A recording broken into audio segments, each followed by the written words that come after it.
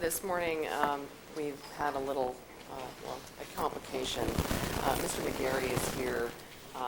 Mr. Kelly is upstairs. The problem is the jail reported to the bailiff this morning that Mr. Kelly is refusing to be dressed in civilian clothing. As soon as Mr. McGarry arrived at approximately 9:30, I asked Mr. McGarry to go upstairs to 12 to talk to Mr. Kelly to find out what the problem was. And actually what Mr. McGarry was able to ascertain is not that Mr. Kelly's refusing to get dressed, it's that apparently Mr. Kelly no longer has any clothing and property because his family picked up his suit and it's no longer there, and we don't have any clothing for Mr. Kelly. I have my extern frantically running around trying to see if she can find something for Mr. Kelly to wear. Mr. McGarry's placed a telephone call to Mr. Kelly's mother to see if she could bring something over. Unfortunately, Mr. McGarry was only able to leave a message with Ms. Kelly, was not able to actually speak with her. Do we have another witness this morning? Unfortunately, that's kind of all I'm interested in at the moment. Well, we have Mr. Cruz, who will be coming in at around 11. Detective Gasparetti's here. However, I wasn't planning on beginning his testimony till the afternoon, so I would like to have at least a couple of minutes to speak with him before he testifies. The other problem is Mr. McGarry is certainly available this morning. However, he has a hearing this afternoon, so perhaps he could address the court on his schedule. Yeah, I just have a trial in district court this afternoon, Your Honor, but obviously I want to accommodate the court and the witness as best I can, but I did anticipate being present while he testified, but we didn't anticipate this wardrobe difficulty either, so.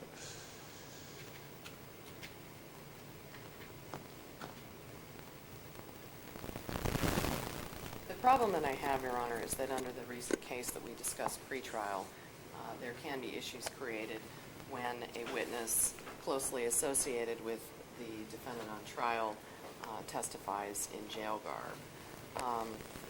We could certainly bring Mr. Kelly down in his jail uniform, which would not be my preference. However, like I said, I'd be afraid of creating attendant appellate issues. In the recent case, I believe the case name is Rodriguez. Well, you're right. I think the jury's going to know that he's guilty. I would, rather than have a long delay, I mean, that's what I'm prepared to cross-examine this morning. I would ask that he be brought down. Well, if Mr. Treeweiler is willing to waive the issue with respect to Rodriguez, then I guess with Mr. McGarry's assent, we'll apparently proceed. I have no objection as to what Mr. Kelly wears while he testifies. Right. I have no preference.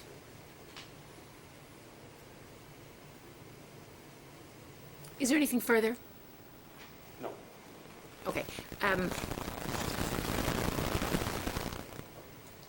I don't see that the problem's going to get resolved in an hour. I don't care if you want to take, I don't care if you take a few minutes and you put Detective Gasparetti on, but as I say, I'm certainly not going to wait till a mother calls or clothing is found. And again, not lacking confidence in your paralegal, but my understanding is that would have to go to the jail. It has to get, routed through. I mean, we know these things take kind of an hour if everybody does exactly what they're supposed to do. So,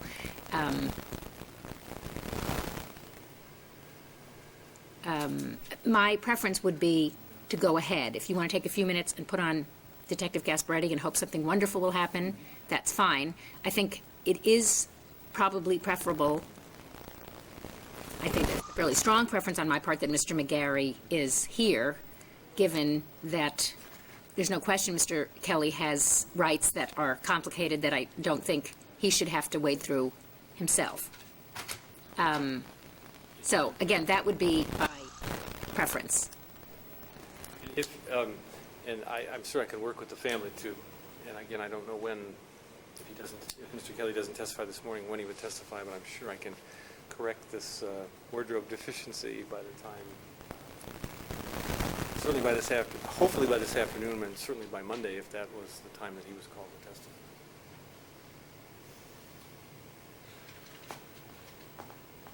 I guess I would object to any further delays based on coordination.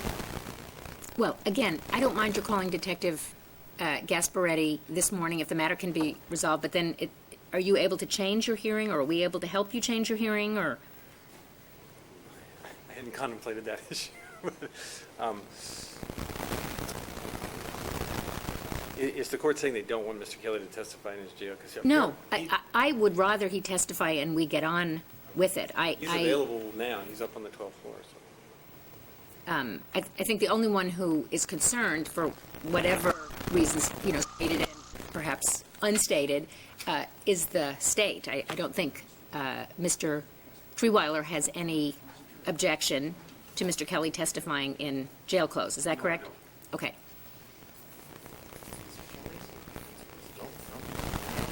Well, then why don't we proceed with Mr. Kelly? Okay. Now, does that mean we can? Mr. Allen isn't here, so. Right, but I'm just saying, can we bring Mr. Kelly down and get started pretty soon, or did you now need a half an hour with him? About 5 minutes. All right, so let's get Mr. Kelly here first, and then we'll expect, Mr. Allen would come separately anyway, stating the obvious. So,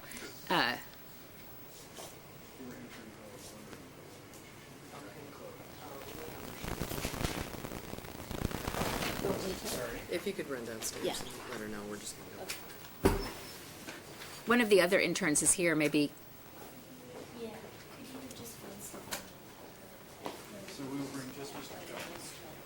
First. Right, and then a few minutes later, Mr. Allen is fine. So, Ms. Van Nocken, you got here on time. I did. I appreciate that, thank you. Shorter than normal. Good, that's unusual, and we'll all celebrate.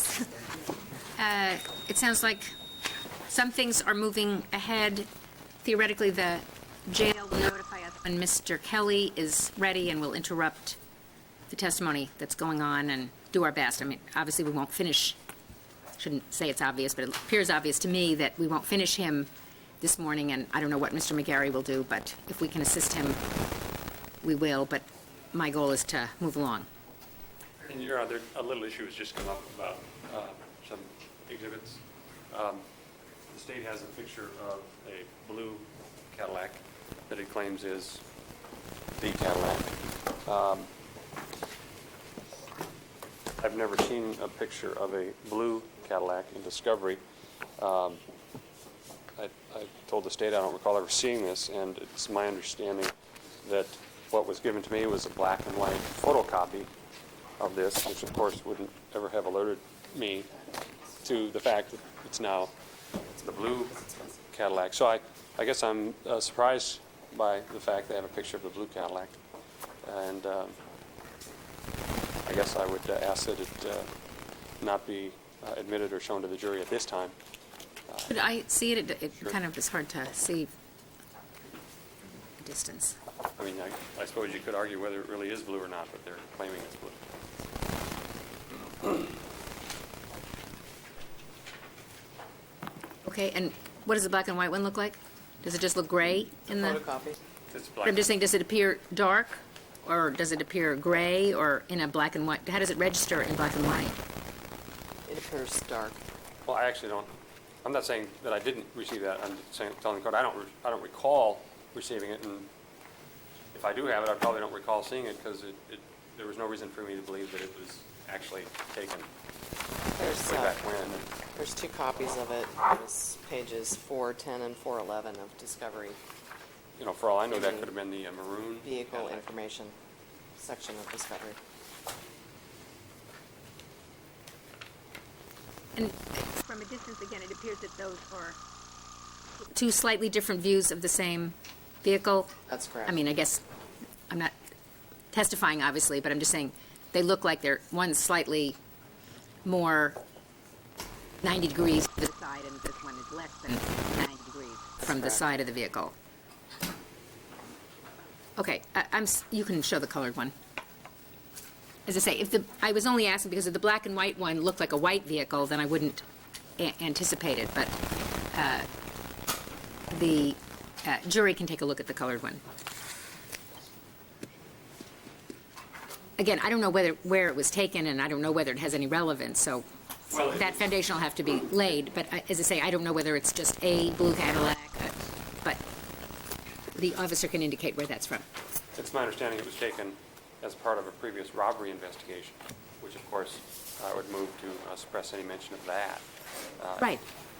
But I'm just saying, if the officer testifies that this is a photo taken, it's associated with, Ms. Warren or with Mr. Kelly, that's satisfactory. Obviously, the fact that it's a robbery has nothing to do with this case. I guess I would ask that there be no mention of any that was taken with regard to any prior criminal. Well, then it would be virtually impossible to lay foundation for it. Then it's still more prejudicial and probative because now we're getting into prior criminal conduct that they suspect the defendants of committing.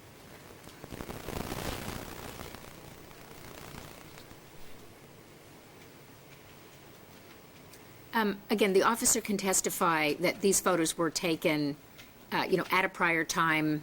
It shows up in a police report. Again, it could have been that somebody's radio was blown out of this car. I don't want it. Does whether it's used in a crime or it's part of a crime scene is really not the details we need. But as I said, a detective can testify. Again, I don't know where he got this, but as I say, the point is he can say, this was brought to my attention, and to say whatever relationship it has. Again, if he knows the VIN number or something that makes us know that it's the same car, that is helpful.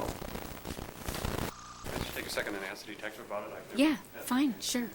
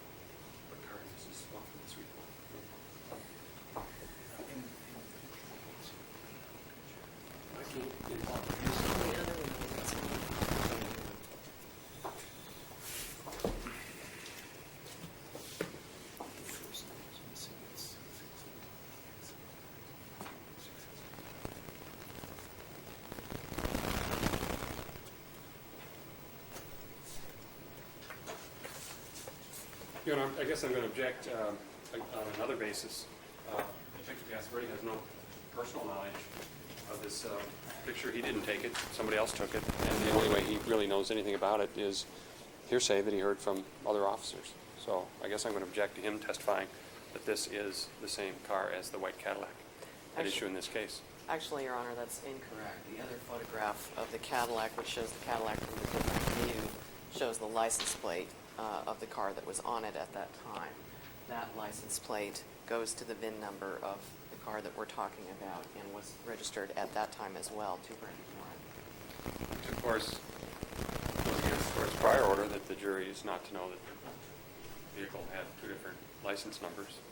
Well, the prior license number was in. It's the second license number that isn't in, and of course that could always come in. I mean, it had. But as I say, I assume this is an older picture, right? That's correct. So it has the first license plate number. Has yet another one that was from an even prior time. All right, but again, It's a different license number than is on the documents that have been admitted. all right, but again, there's nothing suspicious about having a different license plate whenever this was taken 2 years ago, because again, it's only, I was only concerned about the change from before April 22nd to after April 22nd. If 3 years ago or 2 years ago, pardon me, when was the photo taken, theoretically? Basically in 2000, sometime I believe May of 2000. Okay, I guess I see this as identical to when I asked one of the police officers, where was the maroon Cadillac found? And the court sustained an objection to that because the only way that officer knew was from the police report. And the court prohibited him from reading it off the police report. This is identical in that Detective Gasparetti did not participate in this investigation, The only way that he knows anything about this car is by reading the other police report written by an officer. So I see it as an identical situation, and I think the court's ruling should be consistent and prohibit him from testifying about this vehicle. He is going to testify about where a photo comes from. And I presume he's also going to testify as to what the VIN number was of this vehicle. The only way he knows what the VIN number of this vehicle is by reading it off of someone else's police report, which is precisely what I was asking, or the court ruled that I was asking another officer to do when I was asking them, where was this vehicle found and impounded? I would just ask the court's ruling be consistent. Would you rather that we admit part of the police report as a business record? Absolutely not. Okay, then why is it that an officer can't indicate that a photo was taken, a VIN number taken, as I say, in the ordinary course of business? I mean, Well, I guess then I would move to admit the police report that shows where the maroon Cadillac was found as a business record, if that's what the court's going to do here. okay, I'm just asking for consistency between the two rules. okay, well, you're not helping me, I think, to be consistent. As I say, I don't know what police report the information about the maroon Cadillac is in, and I don't know that, for example, Detective Gasparetti doesn't know he was the person who prepared the report. I mean, one line officer reading another line officer's is not very helpful. If it's under the detective's direction, if he's the one who puts together. No, it wasn't. It was a completely different case on the blue Cadillac. Completely different incident. A couple of years ago. Has nothing to do with this case. This detective, okay, we're talking once again about two different things. If this detective wants to talk about what happened with the maroon Cadillac, that's one thing, because again, he brings together the information. If this detective wants to talk about, as part of my investigation, I searched through police files to see if we had any information about a car with this VIN number, this is what I came up with.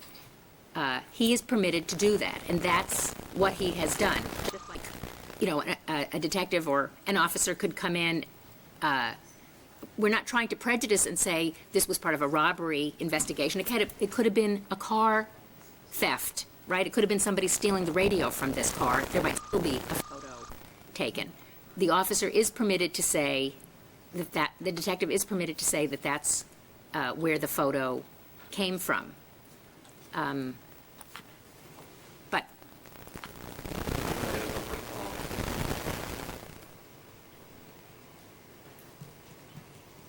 yes, even though he has no personal knowledge. Well, then will he also be allowed to testify? You can ask him, how do you know that's the VIN number? And he's going to say, I got it from the report. That's how I searched down the photograph. The whole thing could be way wrong. It could be a number off. You know, it could be. That's why it shouldn't be admissible. That's why hearsay No, is it not goes, admissible. it's not hearsay. The point is, a car that seems to have the identical VIN number in a prior police report generates a photo. Maybe it's not the same blue Cadillac. But as I say, there is confirming information. It doesn't go to. By someone else, and that is the definition of hearsay. So what's the Someone assertion? else. What is the My assertion? assertion, Your Honor, is that all he knows about this Cadillac is hearsay. All he knows about, the thing that the state wants to get in about this Cadillac is information that came from someone out of court, an out-of-court statement made about the VIN number of this car. That is hearsay. And he is not the custodian of this record. He cannot, that's all he can say is, someone else wrote down the VIN number of this vehicle. That's hearsay. So it's inadmissible. But the point is, what's being offered is not that, like, some fabulous officer said, here's the VIN number. The point is, in a business record, namely the police report, it indicates that in a particular incident, and again, it could have been a radio stolen, it could be that a car that participated in something, it could be any number of things. This is what showed up, and in fact, a photo was taken. The assertion is that this photo goes with a VIN number, and that's not the same thing as the officer said it's Mr. Allen's car. The VIN number is an identification. It does not say in that police report that this photo was taken of that car. It does not say that in that police report. But he can verify it with the license plate. My understanding, the entire license number is not But again, legible. that goes to weight, not to admissibility. I'm not, you can ask him all these questions. We know Detective Gasparetti didn't take the picture. That's never an objection. The point is, he did detective work. He generated this photo. He generated this photo from records that exist, and this is the basis of it. As to say, I don't know that it's. I'm tying that photo to that VIN number. The photo is irrelevant. The only way this has any relevance is for the state to say, this is the same car that we've been talking about this whole case, and the only way the state can do that is from hearsay information out of that police report. Okay, again, the reason that I disagree with you is that somebody doing a record search to find when is, let's look at all the blue Cadillacs that exist in any police report. Let's look at all the VIN numbers that come in. Somebody's allowed to do that. And if they come up with something that is a match, the jury is entitled to see that. That doesn't mean, that goes to its weight and not to its admissibility. A VIN number is an identification, just like the name Nelson Allen. It could certainly be a different Nelson Allen, but I don't have to be convinced beyond a reasonable doubt here that it's the same Nelson Allen. It's an identifier. Well, Detective Gasparetti is not the records custodian of this record, so it's not admissible at this point as a business record. The business record are that police reports are cataloged in a certain way and maintained in a certain way. Assuming that there's no testimony. Yet, not yet. But again, the detective is here to testify, so. Anyway, that's permissible. If you need something additional with regard to the maroon Cadillac, I'm happy to, but we're not going to do that now. So, anything additional? Detectives ready? Yes? Okay. I personally am not planning to break before noon, so if anybody needs to leave the room, you'd better run now, because I'm, as I say, not planning to take. My preference would actually be to perhaps, I don't know what arrangements Mr. McGarry needs to make with respect to his trial, but perhaps he should be trying to make those arrangements prior to Mr. Kelly's arrival. Apparently, clothes have been delivered, and my understanding is that the jail's going to call as soon as that. Sounds like they just did. Mr. Kelly's ready? Well, We'll take a careful look at the clothing and decide whether we like it or not. bring him down. If he's ready, then let's bring him down. I guess everybody's sort of ready. I apologize. Well, I'm sure I can blame you, but it doesn't make me feel any better. No, it is frustrating. I will only say that I'm experienced with this because I have a daughter, and this is kind of what I go through if I wanted to wear a skirt. It takes about 2 days, and everything has to be right, and, it can't be too humid, and it can't be this, because otherwise doesn't work. So I'm sort of experienced with clothing problems.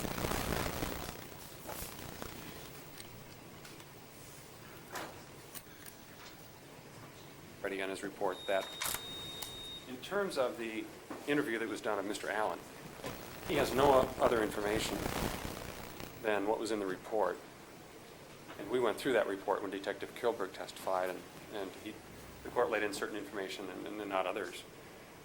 And it's my understanding from my interview that he has no other information about that interview, about what Mr. Allen said. And so You're talking about the interview relating to the plea, or what are you talking, what interview? The first interview? I'm talking about my client, Mr. Allen, when he was arrested. Oh, by I the police. apologize. Okay, so the 3.5 hour interview, yes. He was in there and out, and sometimes at the same time as Detective Kilberg, and other times not. But again, it's my understanding from my interviews of him that he has no other information, nothing different to say about what Mr. Allen said, other than what Detective Kilberg has already testified to and what's in the report that we went through.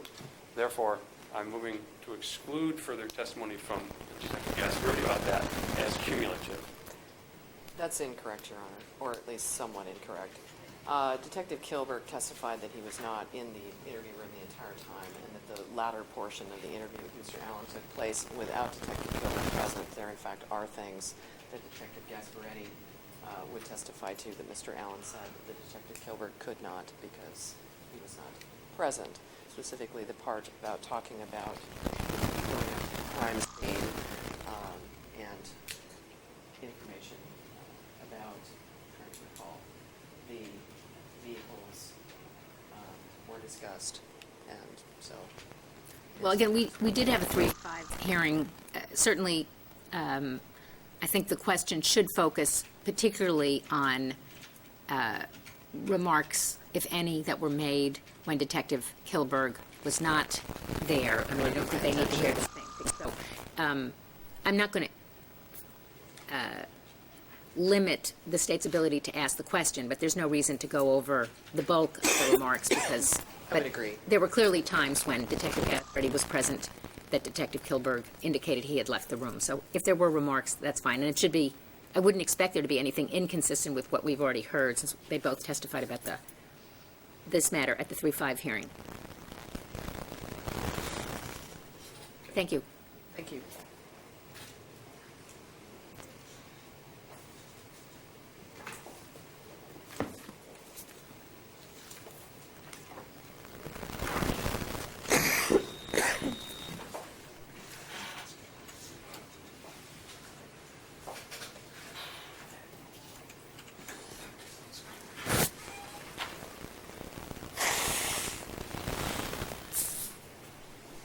This does look like the same clothes that he had on before. I think we're ready. Oh, go ahead. Do you need a minute, Mr. McGarry?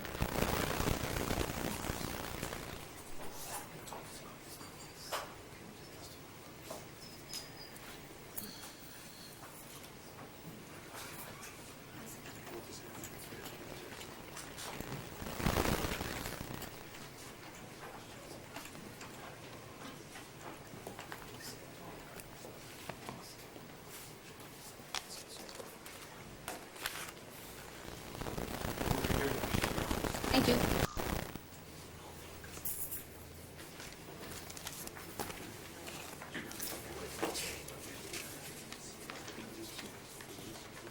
Okay, maybe Mr. Kelly can come forward and then.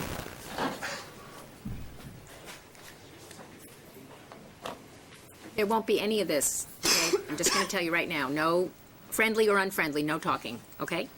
Thank you. I'm going to swear you in as soon as the jury comes out, all right? Thank you. Yes.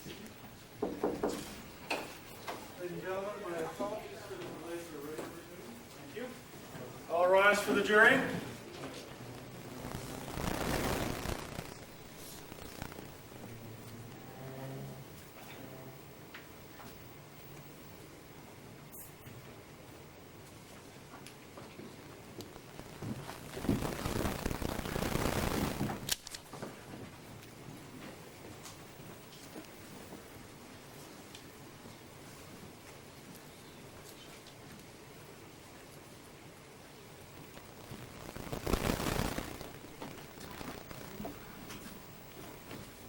Thank you. Good morning, everyone. Please be seated. Mr. Kelly, may I ask that you raise your right hand? Do you swear or affirm the testimony you're about to give in this matter will be the truth? Thank you. It's important that all the jurors hear you, so try to keep your voice loud, okay? Thank you. Good morning, Mr. Kelly. Could you please state your full name for the record and spell your last name? Leonard E. Kelly, K-E-L-L-Y. How old are you, Mr. Kelly? 23. Mr. Kelly, do you know the defendant in this case, Nelson Allen? Yeah. How do you know Mr. Allen? He's a friend of mine. How long have you and Mr. Allen been friends? 7 years. Would you describe your relationship with Mr. Allen as a close one? Yeah. Did you and Mr. Allen ever live together? Yeah. At what place did you live together with Mr. Allen? 25 South. Whose house is that? My grandma's house. What's her name? Mrs. Williams. How long did you and Mr. Allen live at your grandma's house together? About a year and a half. And when was that? 97. Were you friends with Mr. Allen prior to that time? Yes. And how about after, who moved out of Ms. Williams' house first, you or Mr. Allen? And do you know how much longer Mr. Allen stayed with Mrs. Williams? Not quite exactly. Did you, after both you and Mr. Allen had moved out of your grandmother's house, did you continue to see Mr. Allen from time to time? Yeah. Would you ever see him over at your grandmother's house when you were visiting her? Sometime in there. And would you see him other places as well? Did you ever do things together? Just mostly on grandma's house. Mr. Kelly, have you ever been affiliated with a gang? Associated. I'm sorry. Not really affiliated, I associated with gang members.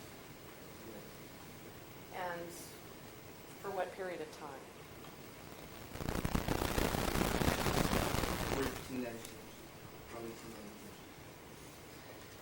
And up to the point of your arrest in this particular case, did you continue to have friends who would be considered gang members or gang associates?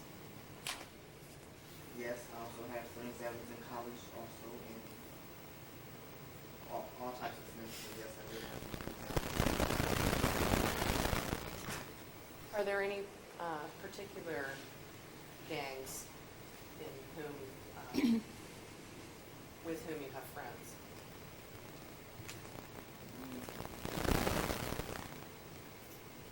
Majority of all gangs,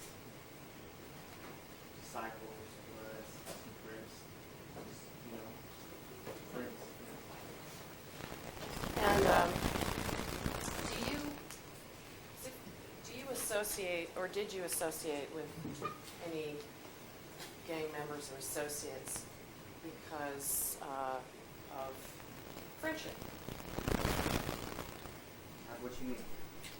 Were you friends with gang members? Yeah. Would you associate with gang members or affiliates because of business? And again, is there a particular group with whom you have more associations? I'll say one's located in the Central District, West Seattle. Would that be the Bloods generally? Wells, Bloods.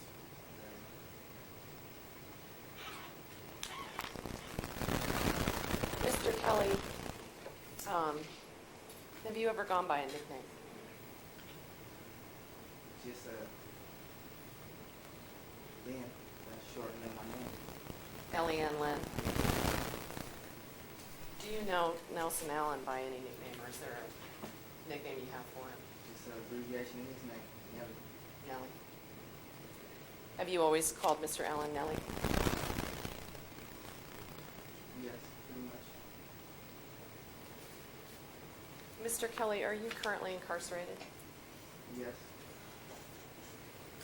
And Mr. Kelly, did you, a couple of weeks ago or so, enter a plea of guilty Yes. to some criminal charges? Yes. Do you remember what those criminal charges were? Taking murder, firearm, possession, unlawful use of firearm. So that's attempted murder in the second degree Correct.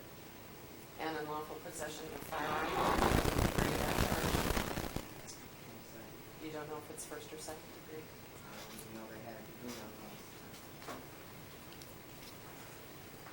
And are you facing a sentencing hearing for those matters coming up here in the next couple of weeks? Yes. And are you facing a substantial sentence for those criminal charges? Yes. What's your understanding of what the state's recommendation is going to be on those criminal charges that you're facing? Yes, 10 years. A 10-year sentence? Mr. Kelly, who was the victim of your crime of attempt? Deputy Lynn Austin. Mr. Kelly, I want to ask you some questions about the events early morning of April 22nd, 2001. But first, let's start with the evening, the previous evening, which would have been April 21st. What were you doing that evening of April 21st, 2001? Took my children to the zoo. And after you went to the zoo with your children, where did you go? Dropped them off. My mother's house. And after you dropped your children off at your mother's house, where did you go? Went to a friend of mine Where does your friend live? in Central District. Was that a male friend, female friend? Yeah. Do you know about what time you got to your friend's house in the Central District? Some, probably around 10 or 14 or something. Late evening? Was it before midnight? Yes. And when you got to your friend's house in the Central District, who was there? Me and my friend. And at some point, did someone else stop by? Yes. Who would that be? Nelson. Nelson Allen? Is that yes? I'm sorry. How long were you at your friend's house, approximately, before Mr. Allen arrived? I don't know. I can't exact, probably about a half hour or something like that. Did you and Mr. Allen have previous plans to hook up that evening, or was it more of a random thing? Just spontaneous, just like this, just happened. And how would he have at your friend's I'll let you, Your Honor. Calls for speculation. Let's ask a different question. Did, when Mr. Allen arrived, did he tell you how he knew you were at the house? No, I reckoned seen my car outside. Did you park your car outside? What kind of car is that? That was, And did Mr. Allen see that car? Objection, Your Honor. Again, calls for hearsay, really. Overruled. Had he seen the car before? Did Nelson, has Yes. Nelson seen your car? When Mr. Allen arrived at your friend's house, and the three of you were there, what did you do? had a little something to drink. What were you drinking that evening? What kind? Hennessy, Moet champagne. It's Hennessy. Yes. So, were all three of you drinking the cognac? Yes. Do you recall how much alcohol the three of you consumed? It was just drinking. Do you know how long you were there for? How long you stayed there?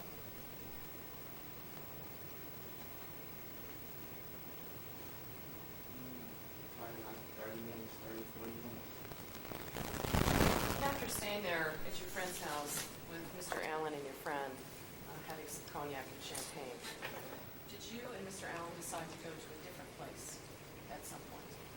Yes. Where did you go?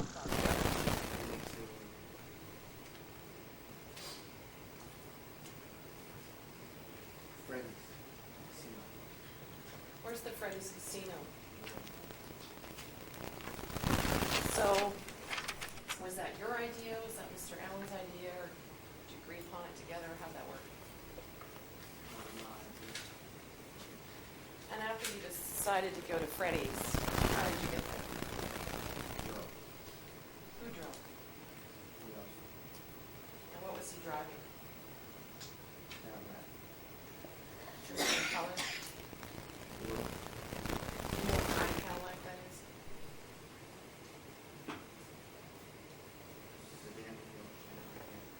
Do you know if it has 2 doors or 4 doors? Had you seen Mr. Allen with that car before?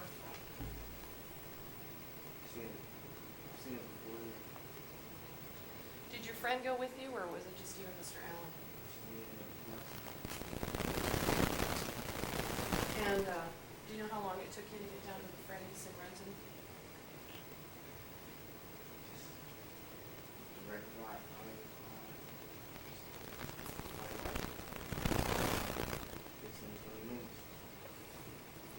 And you didn't stop anywhere on the way? When you got to Freddy's, do you know about what time it might have been? Were you wearing a watch that evening? Were you keeping track of the time? When you and Mr. Allen got to Freddy's, what did you do? Do you remember what kind of game it was? Did you and Mr. Allen play together, or did you separate? Did you play at different times? Did you have any more alcohol to drink at the Freddy's? What did you have?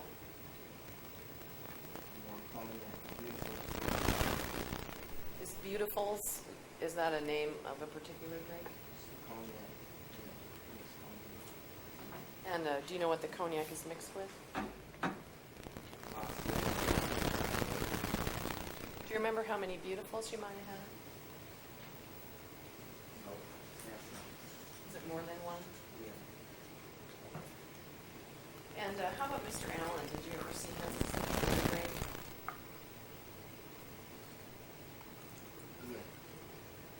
And do you know what he was having?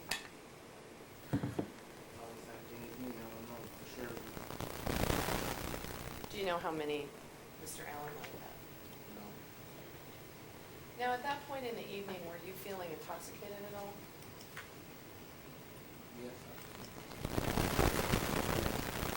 How would you describe, the level to which you were feeling the alcohol? Were you stumbling? Were you just kind of buzzed? How was that?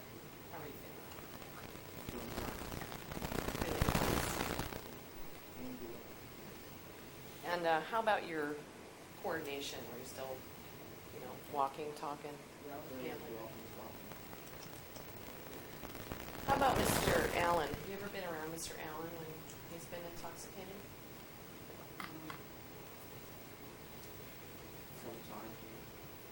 How did Mr. Allen see walking and talking, functioning?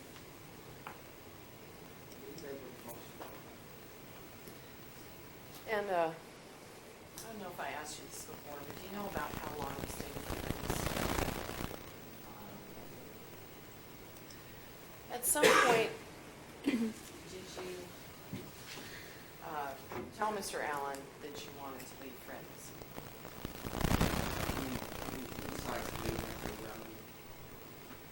And why was it that you decided you were going to leave?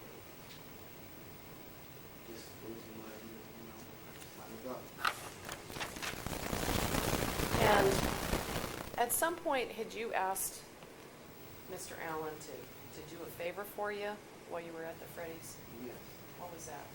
I asked him if he could see if he could get in contact with marijuana for me. Now, Mr. Kelly, do you know some people that you could get marijuana from sometimes?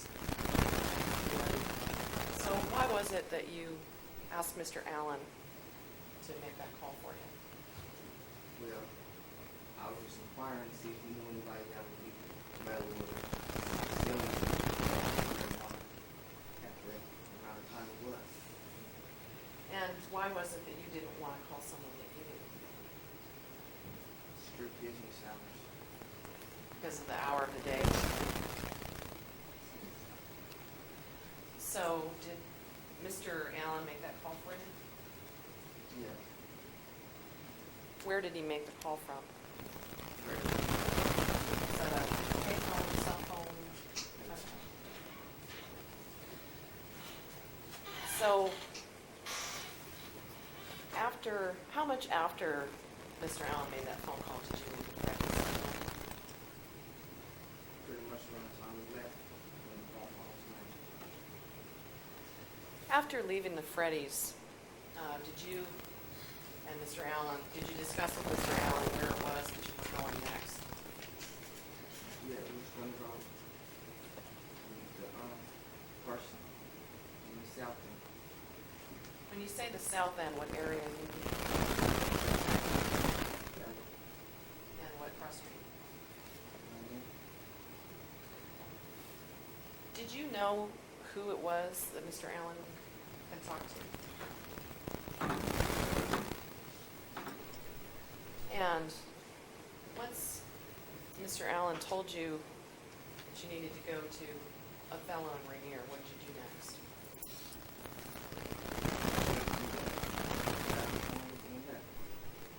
Was that still Mr. Allen's car? Who was driving at that time? How was his driving?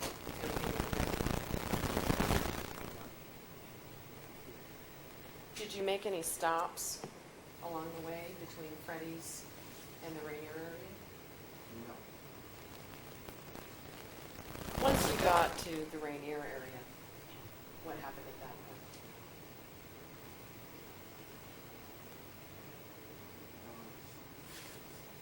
We went to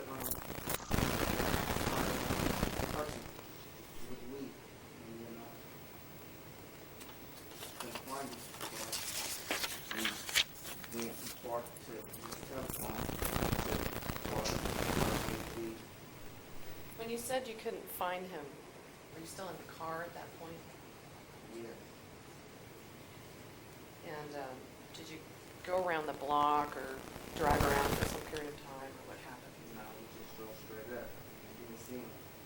We decided to follow. And do you know where the car was parked? Do you know the street? Willow. No, I'm sorry, I'm not very. Willow?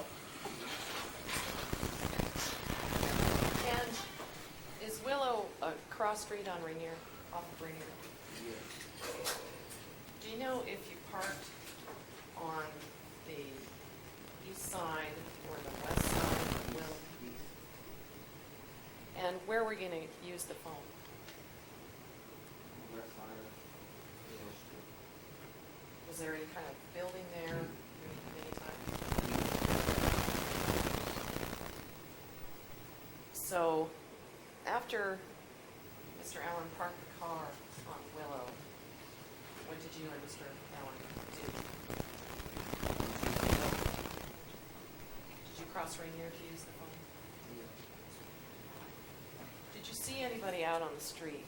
No. Did you see anyone in not only the immediate area of Earth, but up or down the street in either direction? Probably like 3-4 blocks, you know, on the building. But was the immediate area pretty empty? Yeah. When you got over to the payphone, who used the phone? Yeah. While Mr. Allen was on the phone, did anything happen at that point? We used the phone. While Mr. Allen was on the phone, did anyone else arrive in the area? Oh,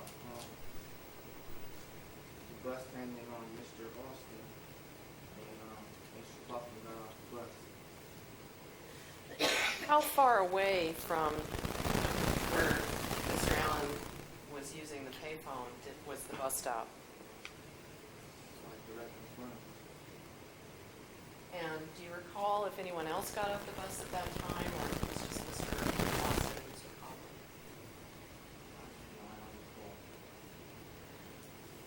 Did you know either Talin Austin or Jason Coughlin at that time? What did Mr. Austin and Mr. Coughlin do after they got off the bus? Very close. When you say they approached, did they come directly up to you, or how did they? Correct. How close did they get to you?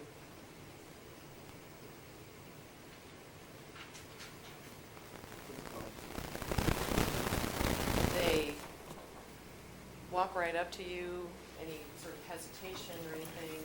No, it's not good. Gradually. Were they looking at you? Yeah.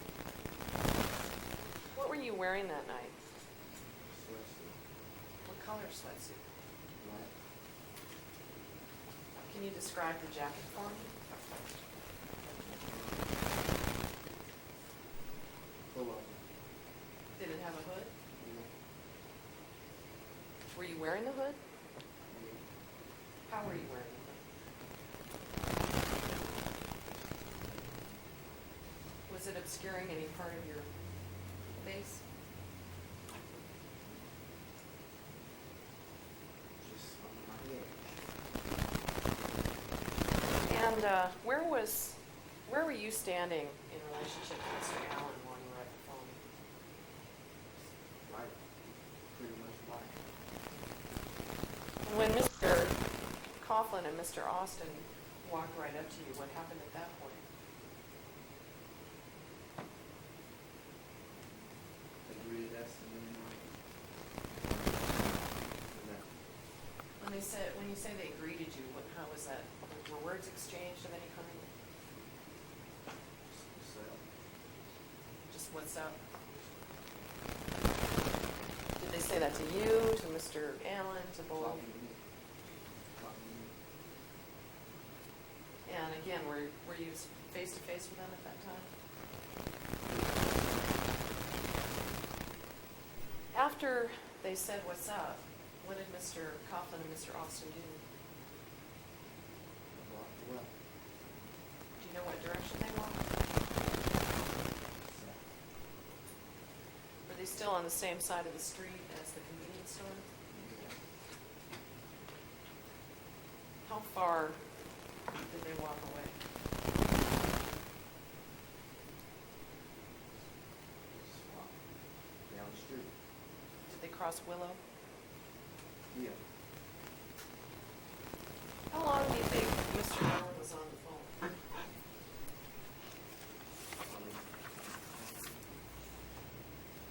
I will say, it's enough time.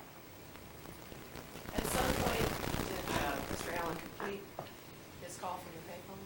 Yeah. And then what did you and Mr. Allen do? We went to go meet the person. What was your understanding of where you were going? To go see this person. So we'll meet him somewhere. So what direction did you go? Could you still see where Mr. Coughlin and Mr. Austin were? What you mean? When you and Walking? when you and Mr. Allen started walking, could you see where Mr. Coughlin and Mr. Austin were? I know what direction they were. What was that? South. At some point, as you're walking with Mr. Allen, did you see Mr. Austin and Mr. Coughlin again? What were they doing? Well, I didn't really see Kaufman too much, but I seen Mr. Austin in the street What was he doing? talking to some people in the park And where was the car? in the street. Do you remember what the car looked like at all? Could you see how many people were in the car? Could you hear anything that Mr. Austin was saying to the people in the car? Did you see the car before the point where Mr. Austin was talking or standing there?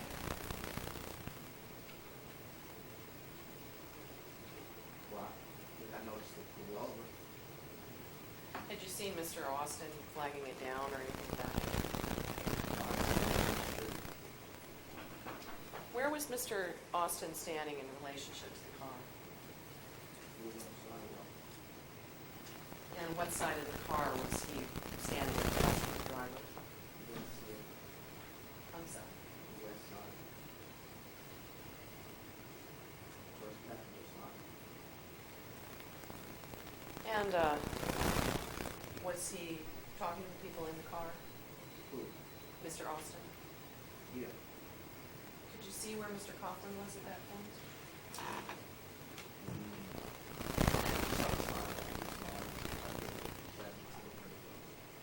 Was he in the same general area as Mr. Austin? Now, at that point, how far away were you from Mr. Coughlin and Mr. Austin at this point where you saw Mr. Austin talking to the people in the car? He was leaning it and on it. Correct. Probably about where I am to that second microphone. Right there by the door. So this microphone right here, for the record, would you say that that's perhaps 15, 20 feet? Yeah. And what were you and Mr. Allen doing at that point? Walking. I stopped. Why did you stop walking?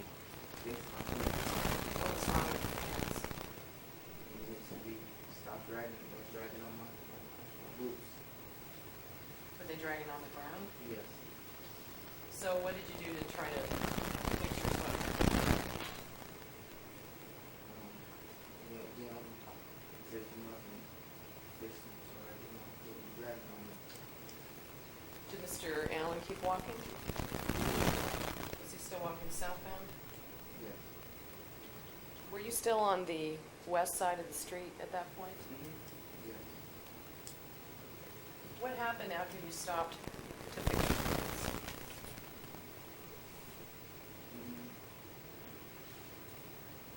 So then, started walking over. Walking over where? Back towards the sidewalk, away from the park. What happened at that point? I don't know, I just heard some words. When you say words, do you know what kind of words? I'll say, Who were those words being exchanged between?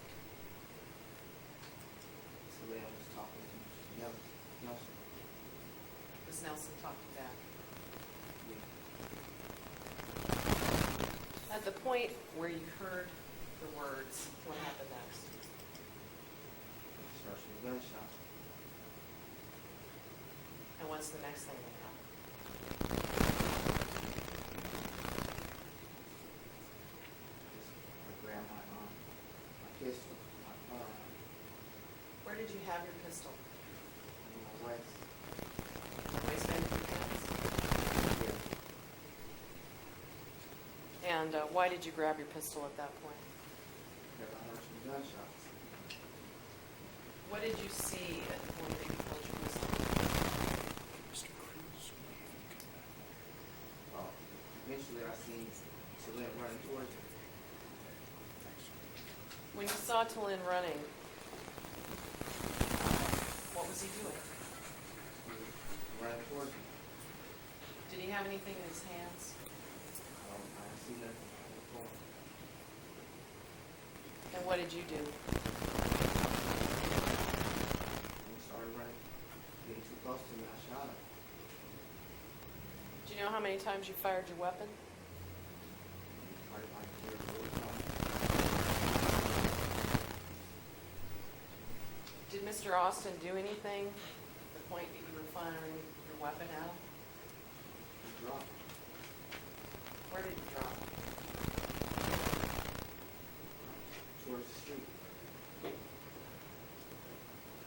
At the point where you had shot several times at Mr. Austin and you saw him drop on the street.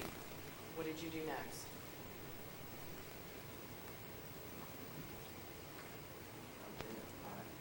I fled northeast Where were you going?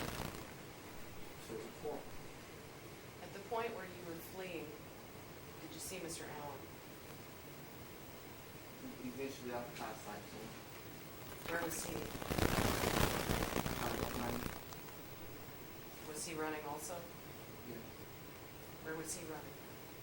same place as me. Who got to the car first? What happened when you got to the car? And I didn't point. You know, waited for the else.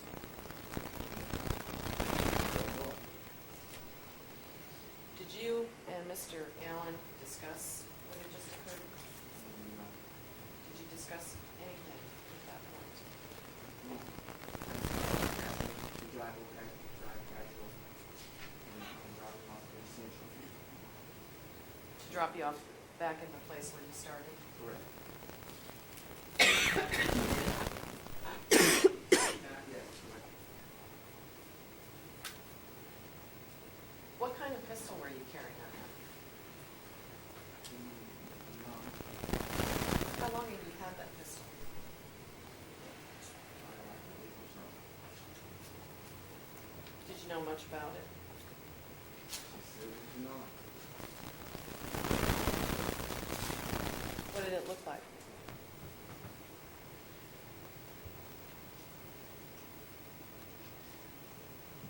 She said, "I like this."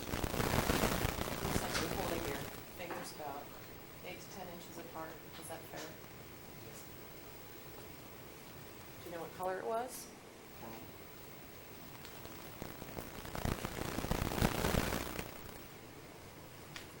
What did you do with your pistol after the shooting? I just rolled it over.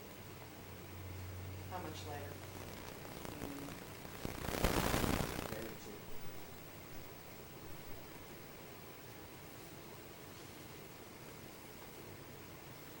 Mr. Kelly, did you know whether or not Mr. Allen had a gun that night?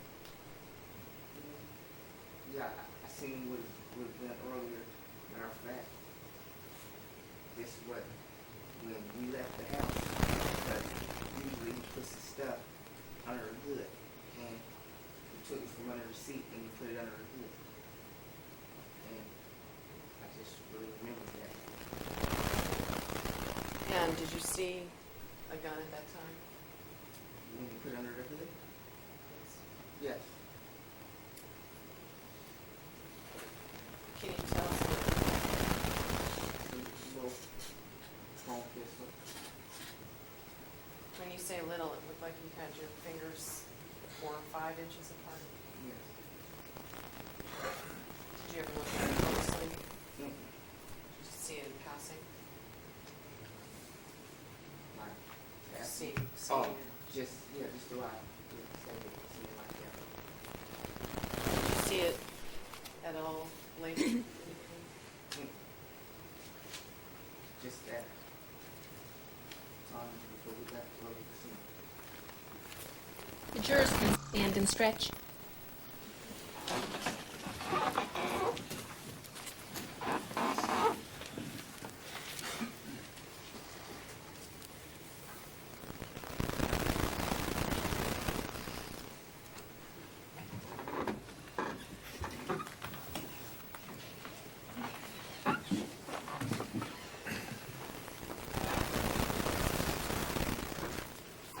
Mr. Kelly, I want to ask you just a couple of questions about some of the exhibits that have been removed. Holding up states.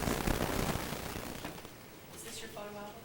Yes, and I was wondering if when can I get that back possibly? Mr. Kelly, United States Exhibit 50. Is that a picture of you? Correct.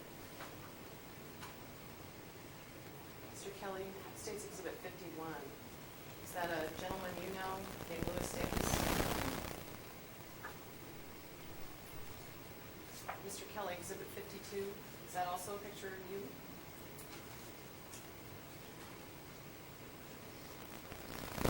Mr. Kelly, Exhibit 53, is that a picture of someone you know? Do you know who that is? Yes. Who is it? More.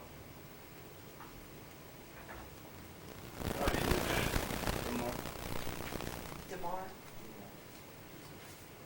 And Exhibit 54, is that also a picture of someone you know? Yeah. Who is that? Corals. Corliss?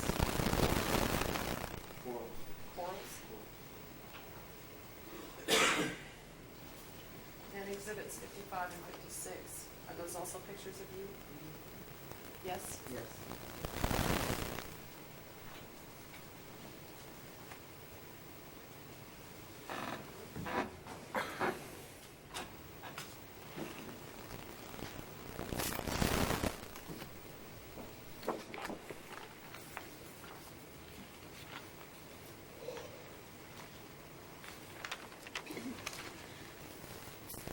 Mr. Kelly, do you recall the statement that you made in your plea of guilty in this case? Yeah.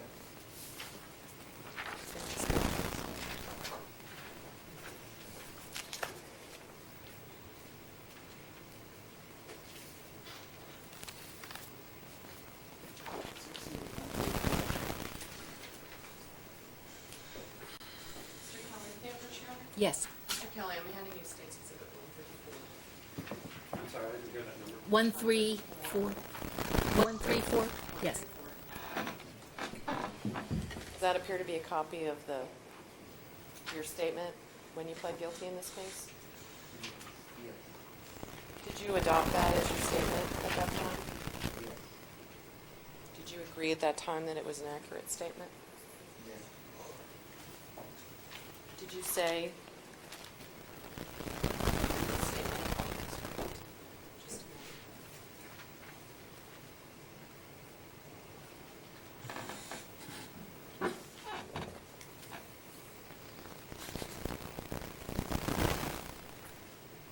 Did you agree in that statement that the shots that you heard were fired by Mr. Allen? No, I'm going to object this time, at this point.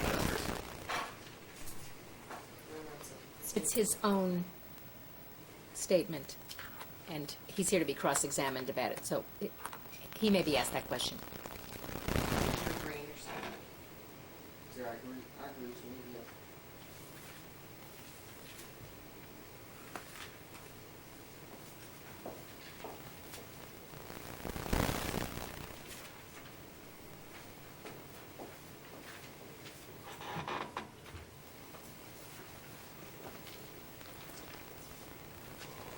And Mr. Kelly, do you remember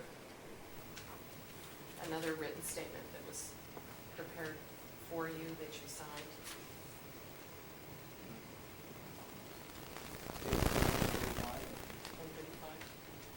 Here, Bert, you can, You may. I'm handing you State's Exhibit 135. You just take a look at that two-page statement.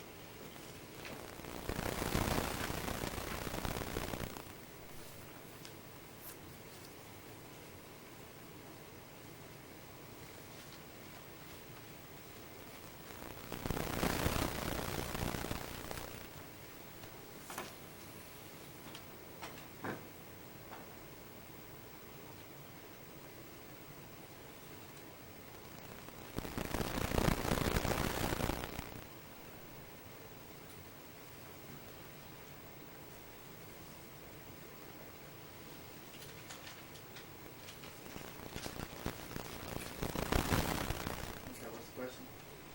Do you recall that statement? Yeah, I remember this. And is that your signature on the statement? And is that also a statement that you agreed was your statement? Yes, I agree with you. And do you recall agreeing in that statement that the shots came from Mr. Allen? Again, I'm going to object this hearsay unless it's being used for impeachment. That's fine.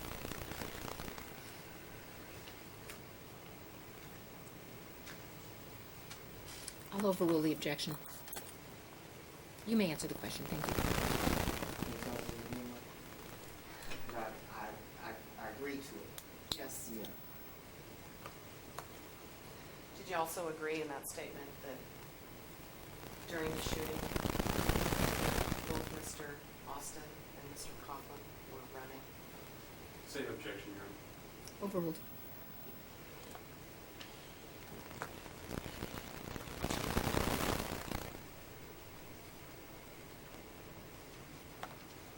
Yeah, I agree to everything on this statement.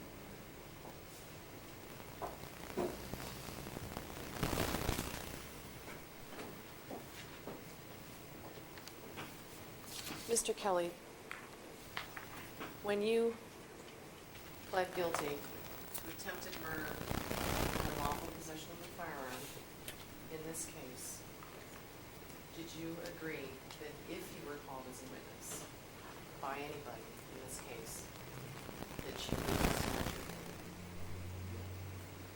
Have you done your best to do that today? One moment, Your Honor.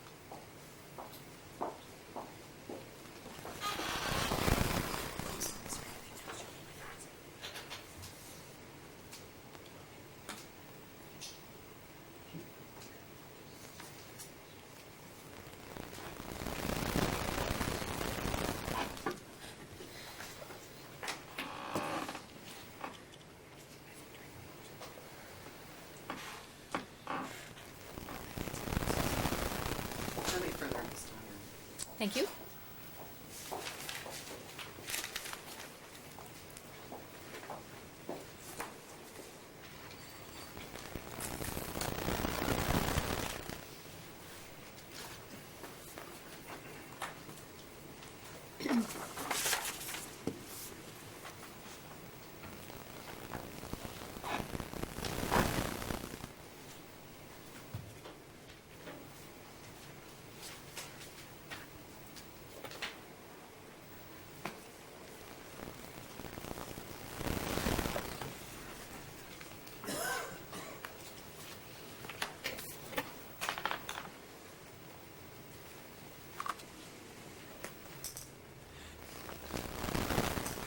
Mr. Kelly, you were arrested last December for this shooting, weren't you? Correct. And you had your own lawyer at that time, after you were arrested. Yeah. And between the time you were arrested and the time you entered your plea in this case, you talked about the state's allegations with your lawyer. Yeah. And in these discussions, you talked about what were in the police reports. Yeah. And you talked about what various witnesses had said, such as Maria White and Taylor Austin, didn't you? Yeah. And you learned in those discussions what those witnesses were claiming, didn't you? Yes. So, after those discussions, you knew that the state was claiming that you're the person who fired the gun at Tilly and Austin, didn't you? Yes. And you knew that Tilly and Austin claimed that even though it was very dark there, the person who shot him had a chrome gun, didn't you? Yes.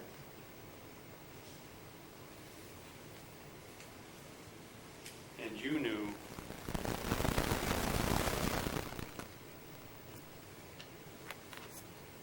that the state was claiming that only you and Mr. Allen were present to do the shooting, didn't you?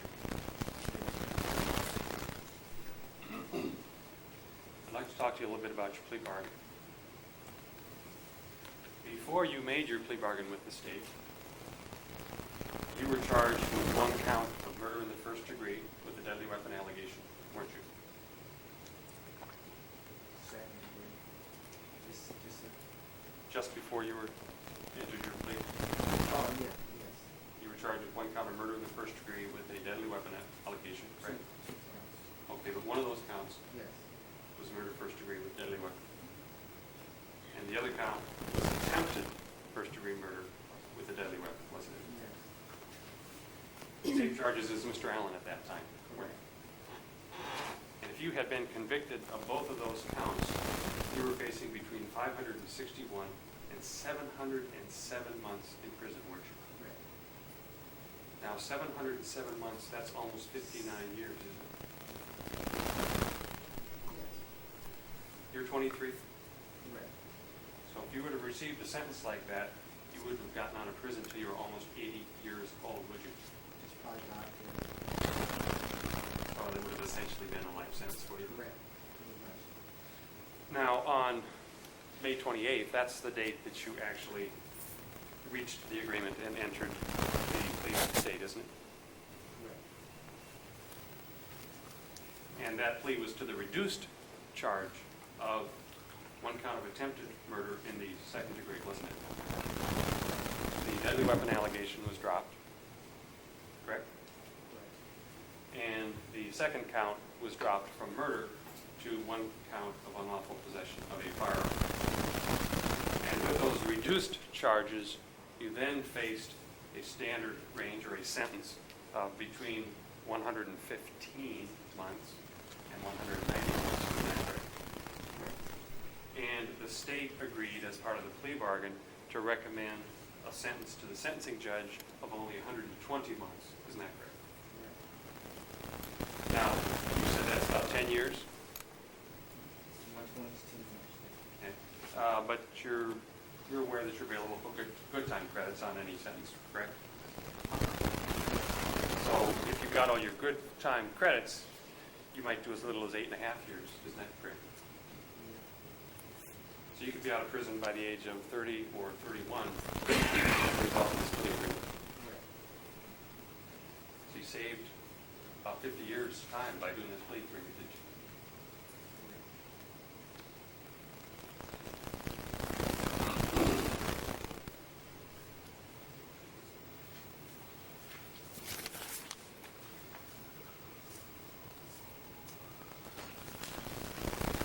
Now, I'm going to hand you back what's been marked as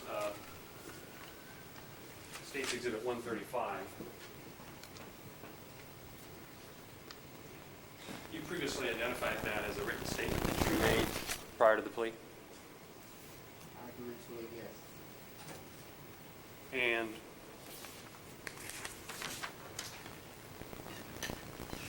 that was made, you made that statement before you actually reached a plea agreement with the state, didn't you? Very well considered. Okay, and you read it and signed it. And that was actually done on May 22nd, wasn't it? Yes. Now, your part of the deal was to testify for the state if called, wasn't it? Yes. And it says on your plea bargain paperwork that you're supposed to testify truthfully, doesn't it? Yes.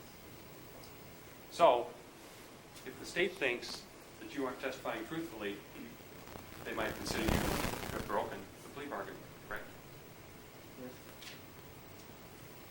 And prior to entering that plea bargain, you knew what the state's claim the truth was, didn't you? Huh? You knew what the state claimed the truth to be with regard to the shooting, didn't you? Yes.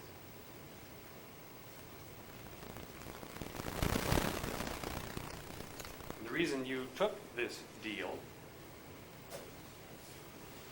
was because of the state's recommendation. It was going to be greatly lowered to 120 months, isn't that correct? Before the state agreed to this deal, you signed this written statement about what you would say happened, isn't that correct? And then that statement was given to the prosecutor, to your understanding. Yes.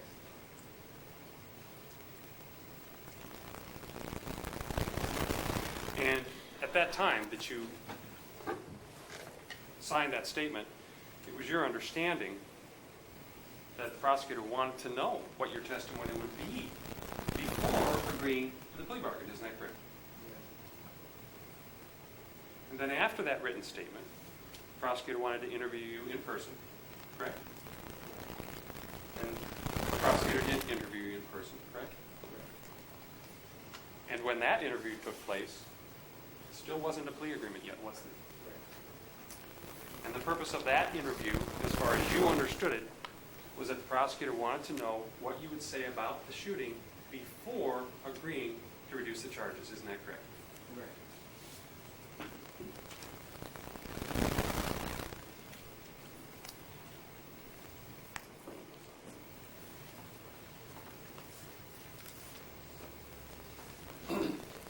Now, you stated that you're not currently in a gang, is that correct?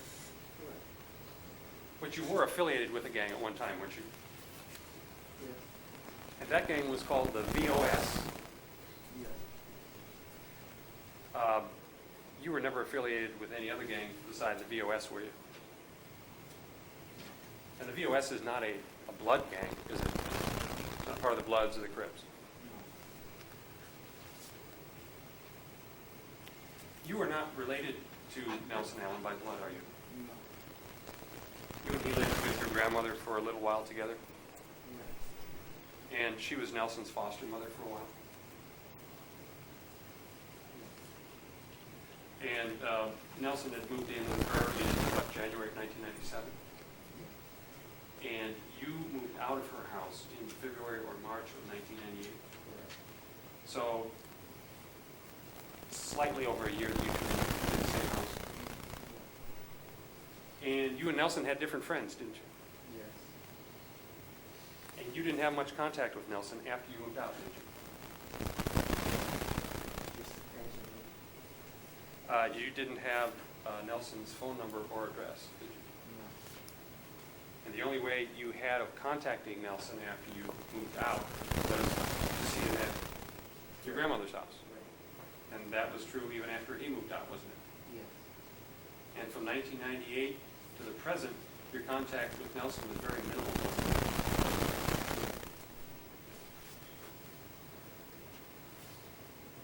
I'd like to hand you what's been marked as State's Exhibit 128.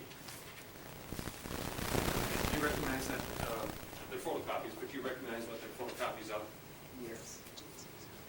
They're photocopies of your telephone and address book, aren't they? Yes.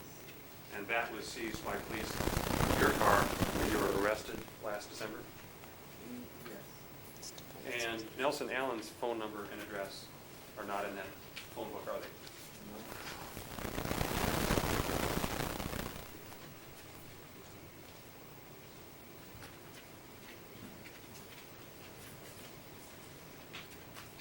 I'd like to talk to you a little bit about the shooting. It was dark around this area where the shooting took place, wasn't it? Right. You didn't see the gunshots that were fired at first, did you, other than the ones you shot? No. You didn't see a muzzle flash. You didn't see a gun in anyone else's hand. No. You don't know who was shooting who, do you, other than who you were shooting. You don't know who else was shooting who, do you? And you don't know what Nelson was doing because you were totally focused on Talin, weren't you?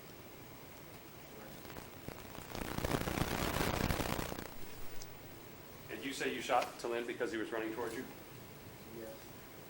Talin didn't say anything to you, did he? No. And while Talin was running towards you, he dropped to the ground? Yes. And you didn't see Nelson do anything between the time you pulled your gun and the time you started running, did you? Because you were totally focused on Talin.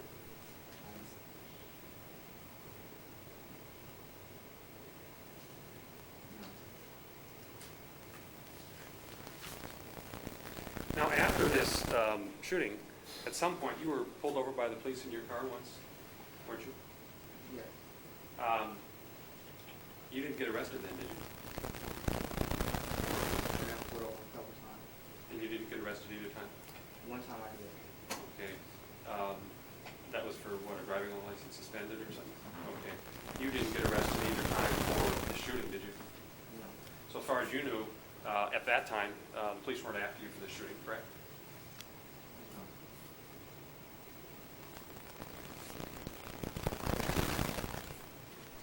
No. Now, at the time of the shooting, you owned a white Chevy Caprice? At the time of the shooting, Yes.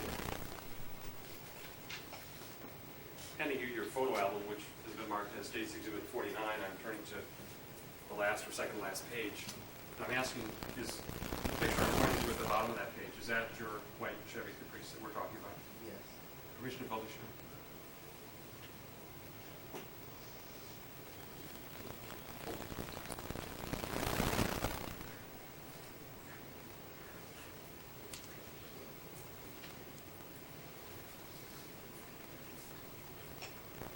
And you had owned that car since November of the year 2000, correct? Now, you remember my interviewing you on May 30th, a few weeks ago? And when I interviewed you, I asked you if you were driving the white Caprice on the night of the shooting, didn't I? And you told me that you were not driving that car on the night of the shooting, correct?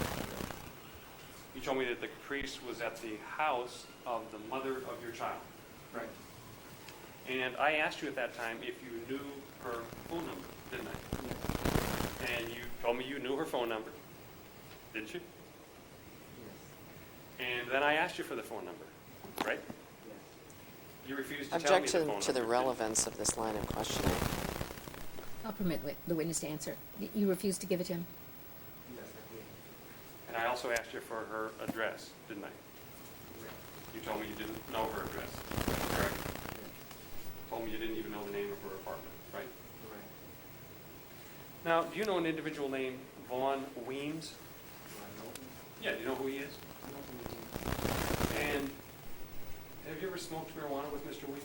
Yeah. Have you ever discussed the shooting of Mr. Coughlin, Mr. Austin with Mr. Weems? Yeah. Now, you told me that same thing in our interview, didn't you? Yes. And I asked you if you had any opinion about why Mr. Weems... Objection to like the line of questioning, and I would ask for sidebar right now. I All would right, do. we can stretch. Thank you.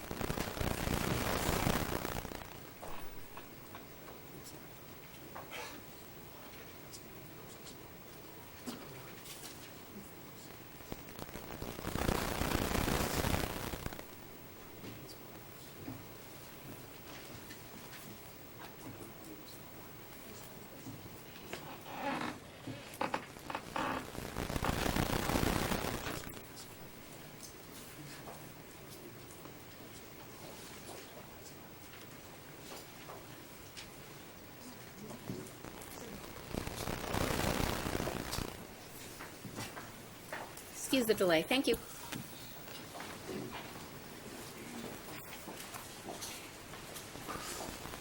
Mr. tell me in our interview whether you are aware of any reason why Mr. Weems tell lies about you. And what did you say? So because we got arrested for robbery, And and we probably just wanted to get some time off the streets. I also asked you if you had any concerns about being in the area of 7000 Rainier Avenue the night of April 22nd. And what was your answer? Just mostly concerns dealing with the police. But not any concerns with the people that lived in that or hung out in that neighborhood. Thank you, Your Honor. That's all I have. Thank you. Just a few follow-up questions. Mr. Kelly, do you have children? Yes. How many children do you have? 3, How old are they? 8, 3, 3.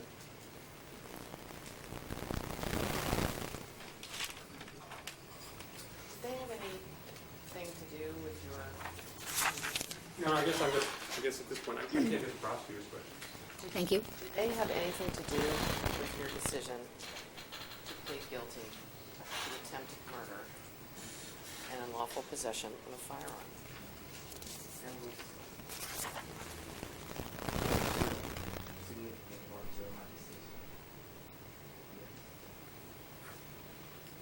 Why was that significant?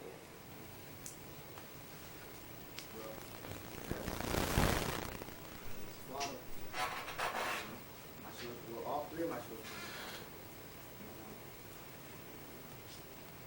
I just hate to be away from him as long as I have to be away from him.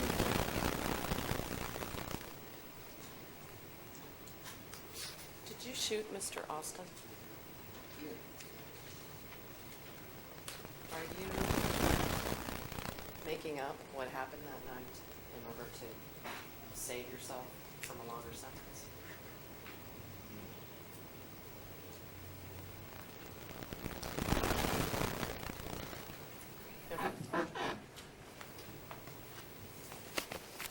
Nothing further, Your Honor. Thank you. We're close to the noon hour, so let's take our end of morning recess, lunch hour. May I ask that the jurors retire to the jury room? We'll release you in just a moment. I'd like everybody back here at about 1:20, and I'll hope we can get started close to 1:30. Thank you, and enjoy your lunch. I think so.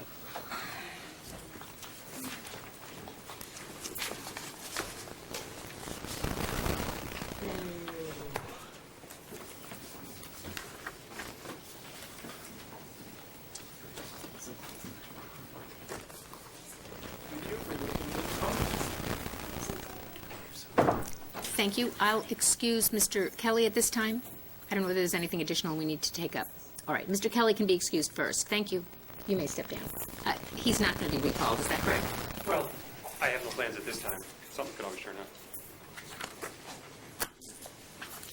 I guess so. Are we ready for the jury? I need to bring one thing to the court's attention. Thank you. Okay.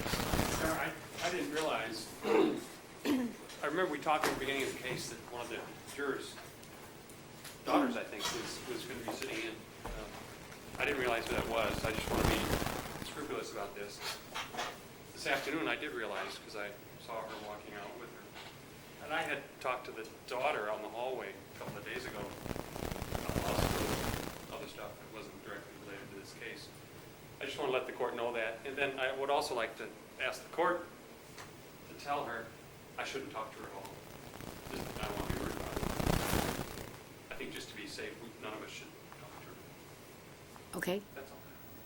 I don't necessarily feel that way. I have had a conversation also during a break where, I indicated that she's not allowed to talk to her mother about the case, and the only specific detail I mentioned was that, for example, she got to see Mr. Allen leave the courtroom in handcuffs because she's here, and that there's a specific reason we removed the jurors, and obviously she shouldn't mention even something as simple as that, as I say, the case shouldn't be discussed at all. But if you're making a motion that nobody talk to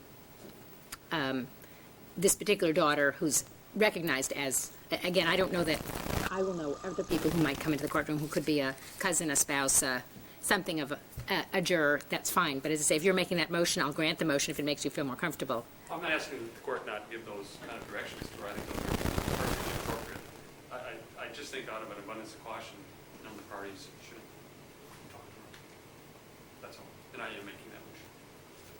As I say, I will grant your motion as to this particular witness if it makes you feel more comfortable. I don't think it's required by law, and I don't include myself in that. Anyway, again, I wouldn't discuss the case with her while the case is going on. And she understood that before she came in, and obviously I've instructed the jury that way. But if that makes you feel more comfortable, I'll be happy to grant that motion. Okay, and from you, Ms. Van Naken? Ms. Hill, Rassan Hill, Yeah. who testified the other day, is here with Mr. Cruz. I spoke to Mr. Treeweiler about this. She'd like to be able to sit in the courtroom when he testifies, and the state doesn't have any intention of recalling her. I don't believe counsel objects, so I was just asking Thank you. the court to make an exception because there is a prior motion. After a witness has testified, they're permitted to be in the courtroom. Okay, I will let her know. Thank you. Again, if somebody knew they were going to recall them, then you could bring that to my attention. But as I say, other than that, they're permitted to be in here unless there's a special ruling otherwise. Okay, thank you. And obviously, it's not your intention to recall Ms. Hill. Intention to recall her. I can imagine a situation in which she would be recalled, but I don't think that's going to happen. Okay.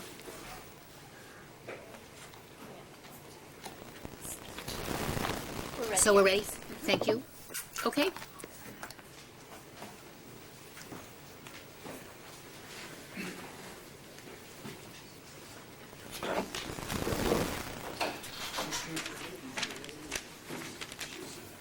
All rise for the jury.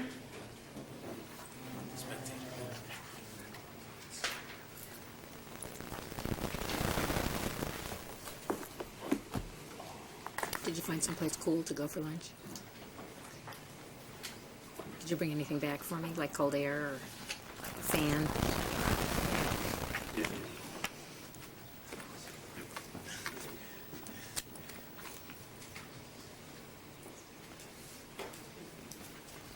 No, we're missing a juror.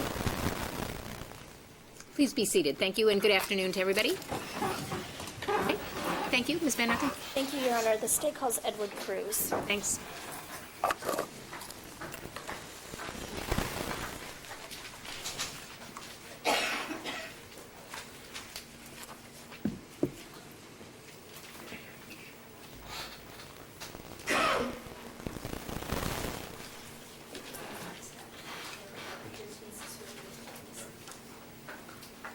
Good afternoon. Please raise your right hand. Do you swear or affirm the testimony you're about to give in this matter will be the truth? Yes. Please be seated. Thank you. Good afternoon. Would you please state your full name for the record and spell your last name? Okay. Mr. Cruz, keep your voice up, please. It's hard to hear in this courtroom. The microphone will magnify your voice a little bit, but not a lot. Mr. Cruz, do you know a person named Talyn Austin? No. Do you know a person named Spoon? Yeah. And do you know Spoon's real name? Okay. How do you know a person named Spoon? On the street. And what do you mean by on the street? I used to do drugs back then. I would, get something. Okay, so Spoon was your supplier? I do it once in a blue moon, and that's how I got to know him. Okay. When I see him, I would get something. Okay. What kind of drugs did you used to do? Regular cocaine or crack cocaine? And when did you, do you still do crack cocaine? When did you stop? After that incident. What incident are you referring to? Okay. Would that be the shooting that occurred on April 22nd of 2001? Well, I don't know if it's the exact date, but I just did it last year, 2001. Yeah. That sound about right, though, April 22nd? Okay. How did you know Spoon on that date? Do I know him on that day? Yes. And how long had you known Spoon? How long had you been acquainted with him prior to that date? A year. Okay. And did you know a person named Jason Coughlin? Now, Did you see Spoon on April 22nd of 2001, or the day of the shooting, as you know it? And did you see a person with Spoon? Yes. Did you know that person?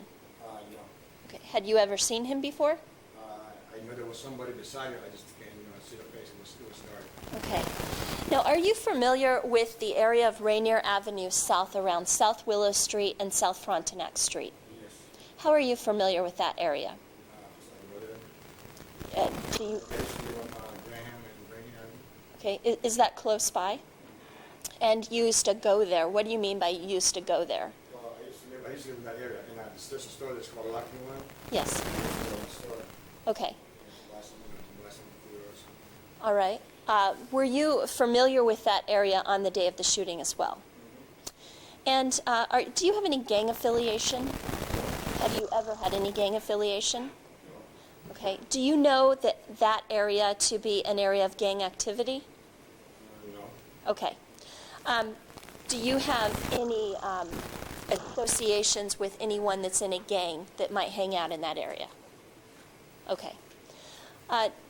Now, do you know a person named Rasand Hill? Yes. How do you know Miss Hill? And do you know a person named William Scott? Yes. How do you know Mr. Scott? I used to smoke with him. And I used to do drugs, and by that, do you mean crack cocaine? Yes. Okay.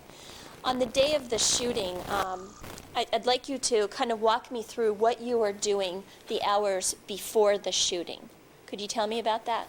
Yeah, we were somewhat quiet, and we smoked a little bit. And who is we? Me and William Scott. Okay. Were you alone, just the two of you? No, my girlfriend was there too, but she don't smoke. Okay, so that would be Ms. Hill was with you. All right, so you smoked a little bit of crack cocaine. And what time did you smoke crack cocaine, if you recall? From that time, probably about 2-3 hours before. 2 or 3 hours before the shooting? Okay. And do you recall how much you smoked? Maybe about $30 So, probably 2 stones. 2 stones? Is that considered a lot? For me, it was just, Okay. Did you feel high afterwards? when I first did, yes, but after like half an hour, I'm not. Okay. Is that common that the effects of the crack cocaine would wear off about a half hour after you smoked it? It depends on the person's body or my body weight. Well, how about for you? For me, probably about half an hour. Okay. At the time of the shooting, would you say you were still affected by cocaine? Okay, so a couple hours before the shooting, you were with Miss Hill and Mr. Scott. You and Mr. Scott smoked crack cocaine. Where were you when you did this? It's some kind of dead end. It's like a little packet, I can't remember the name of it. Okay. It's probably like the dead end of Holly Street. All right. Is that still around Rainier Avenue South? Well, it's not around the other side. You gotta make a left turn. Rainier Avenue's right here. And if you go a little further where the shootout is at, it's Holly Street, you gotta make all the way to the end of this street. Okay. Okay. So when you were there at this dead-end street with Miss Hill and Mr. Scott, were you at a house, in a vehicle, on foot, in a vehicle? And what vehicle was that? It's a Pontiac Sunbird. Okay. What color? It's burgundy. And who owned that car? It's down there. Mr. Cruz, I'm going to show you. This is State's Exhibit number 64. And if you take a look at the 3 photos at the bottom labeled P, Q, and R, can you see that okay? Are those pictures of the Miss Hill Sunbird that you just talked Yes. about? And is that the vehicle that the 3 of you were in when the shooting occurred as well? Yes. Now, what did you do after you smoked crack cocaine on this dead-end street? We just came back for a while, try to, make sure we're not high anymore before we go to sleep. Still in the same area? Yeah, we were in the same area where I told we were smoking. We started to sober up, and then after that, we were gonna go home. So, from there, we had to make a left turn to go to Rainier Avenue to go home to Renton. Okay. You lived in Renton at the time? And did all 3 of you live in Renton? No. Well, William Scott used to live in Rent, but I guess he's homeless at the time. But my girlfriend, she's, Okay. And was Mr. Scott going home with you then? I was gonna drop him off. Okay. So after you left the dead-end street, you were traveling on Rainier Avenue South. Oh, yeah, we were coming up from there, and we were gonna make a left on the avenue south. Okay. And did you do that? Yep. And so making a left on Rainier Avenue South, what direction would you have been traveling? Going south. South, okay. Again, do you recall about what time this was? Well, I know it's around 1 or 2 o'clock. I know it's early in the morning. Okay. And tell me what happened after you were going southbound on Rainier Avenue South. We were on a stop sign. I was going to make a left turn, and apparently someone called my name after I made a left turn. So I stopped, and then I parked the car, see what it was, and Spoon came out, to the passenger side, and asked me if he can get a ride to Safe House or something. So I asked my girlfriend if it was okay for her. She said no, and she locked the door, and he said that he needed a ride. Okay, could I stop you just a minute? Where were the three of you sitting inside Ms. Hill's car? I'm the driver. She's just a passenger, Scott's in the back. Okay, so she's the front seat passenger? And Mr. Scott in the back seat, is he behind you as the driver or her as the passenger? Okay. So, so Spoon came up to the side and asked you for a ride. Right, through the passenger side. Okay, and tell me what happened next. And I asked my girlfriend if it was okay for to give him a ride, and she said no. And he offered me that he would take care of him. And my girlfriend said no, so I'm sorry. Now, what did that mean to you that he would take care of you? He would give me some merchandise or money for gas or something. Okay, did you know exactly what he was offering you? Because I wasn't really interested. Okay. What happened after that? After that, he tried to, I keep telling me no, and he keep asking me, and he tried to open the door, and that's when we heard a gunshot, and I just took off. Okay. Now, how long had Spoon been standing at the car window before you heard gunshots?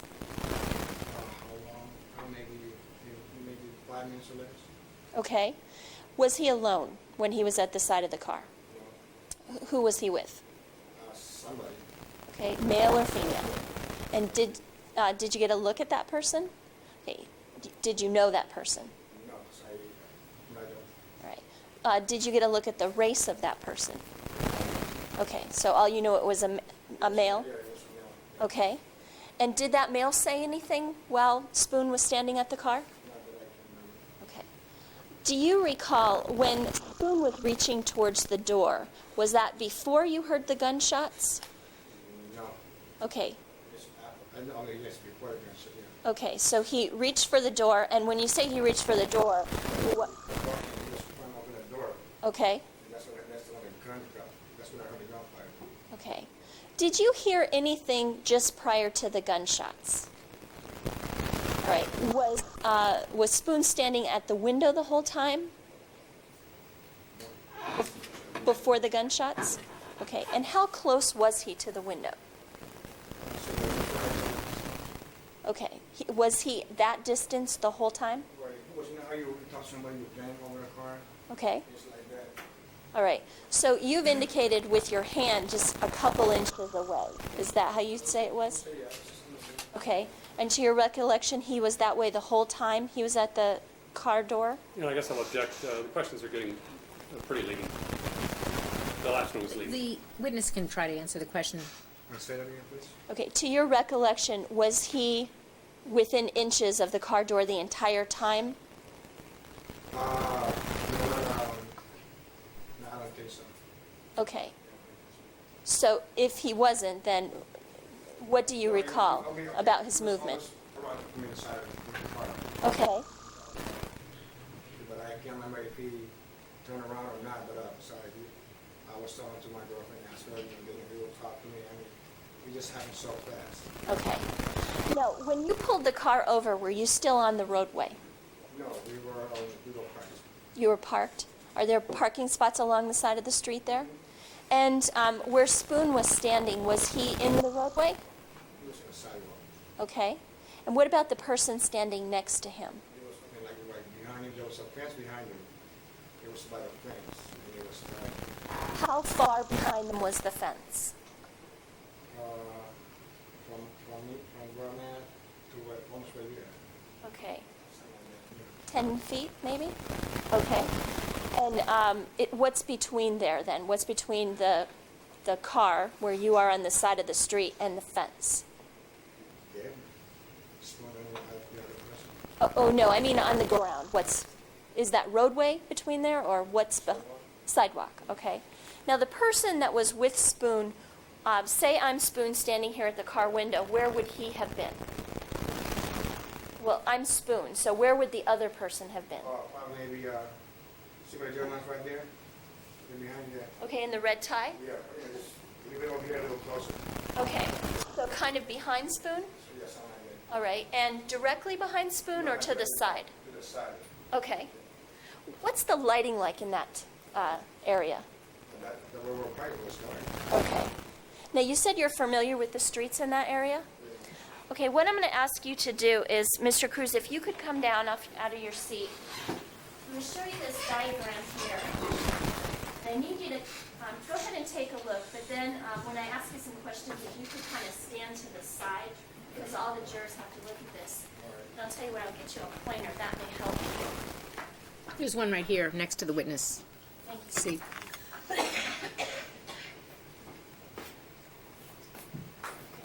Does this area look familiar to you, Mr. Cruz?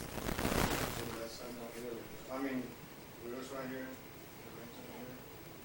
Okay.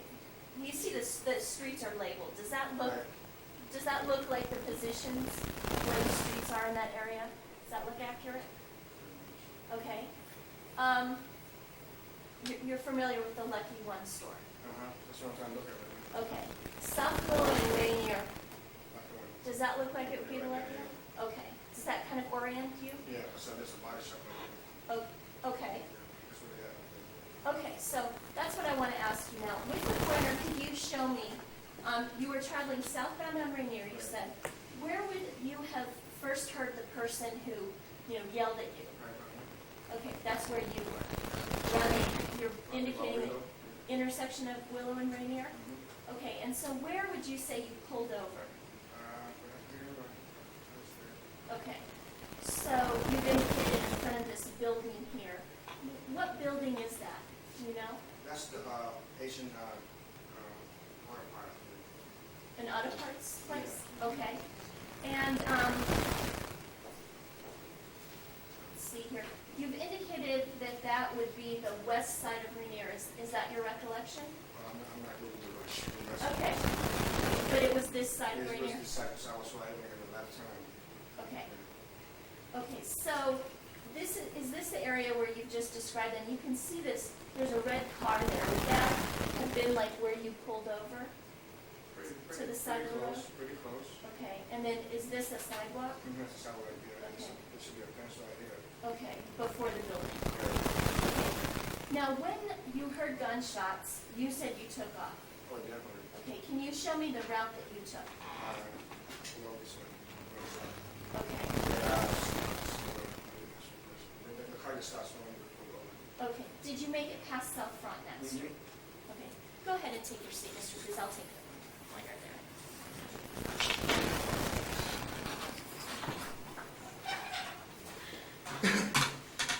How many gunshots do you recall hearing? You know what happened so fast? I know a few gunshots. I don't know. How many is a few to you? Maybe 3, 4, 5. Were you able, had you ever heard gunshots before? Now, were you able to tell, did it sound like it was all the same gun or different guns? Okay. What did you do after you heard gunshots? When I heard gunshots, I didn't care where it was or what, how it sounded. I just took off before I said anything. Did you see what happened to Spoon and the person that was with him before you took off? Did you see anybody else in the area where Spoon and that other person were standing? Okay. Now, you said at some point the car started smoking. All right. What did you do after you noticed they were smoking? We got out of the car and pushed it to the parking lot with Sesto. I don't know if you're familiar with that. Zesto's, it's a fast food place? Okay. And after did you get out of the car there? Did you have a chance to look at the car? No, because me and William Scott, we ran back seat, somebody was around, we got shot. And like I said, we seen Stone crawling on the ground. Where was he crawling on the ground at? We seen him, where the building you showed me earlier? Okay. So the auto body store? After that, Here? no, I'll let you point and then we'll show It's past this right here. Okay. Because this is the building that I was seeing while he was right here. And he said that he needed help for 911, it was right there. Right here, okay. So you've indicated roughly the corner of South Willow and Rainier Ave. Yeah. Okay. Where was he in that area? Street, sidewalk? He was, Counsel. no, I just showed you. I don't think you were listening to the witness. Okay. It wasn't South Willow, It's he not said. South Willow, it's not South Willow. Okay, so this on here, I'm sorry, South Frontenac. Yeah, that's, Okay. right there. Okay, so I have the right location, I did the wrong Yeah, street. he was right there, like almost between cars. Okay, and there's cars parked there on this diagram. Were there cars parked like that on the night of the He was shooting? right in the middle of that, in the middle of those cars. Okay, so between two cars Yeah. on South Frontenac. Yes. And did you notice anything about his physical condition? He said he got shot in the lower part. Okay, so he told you that, but did you observe anything? He's just on the phone 911. He needed help. Did you have a cell phone with you? No, I was not in the apartment buildings, which they weren't open. Okay. Were you successful in calling 911? No, I police. I flagged the police down. Where were you when you flagged the police down? That's it, I just pointed out. Okay, South Frontenac around Rainier Avenue South. And when you flagged the police down, do you recall, was it one officer or more than one officer that you saw? Okay, male or female? Okay, were they in a marked patrol car? No, they were in a regular car. Okay, so an unmarked car? A regular police car. Okay, so a regular patrol car, the blue kind, says Seattle Police. And was this an officer who was in a regular police uniform then? Okay. And so after you flagged the police car down, did you stay in the area or did you go someplace else? No,